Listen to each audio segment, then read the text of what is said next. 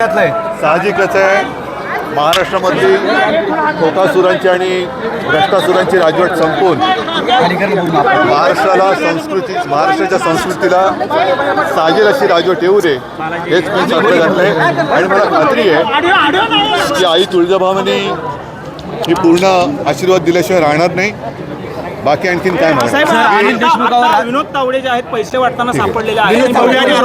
संजय राऊत साहेबांनी पण ट्विट केले, भाजपचा खेळ खरला. ऐका, असं आहे की आत्ता तुळजाभवानीच्या दर्शनाला येताना देखील माझी बॅग तपासली गेली. एवढे लोक एक तर करा, तुळजाभवानीच्या दर्शनाला येताना देखील माझी बॅग तपासली गेली. तर बॅगेमध्ये तर काय सापडलं नाही. विनोद तावडेंच्या बॅगेत पैसे सापडले आता तुमच्याकडनं कळलं.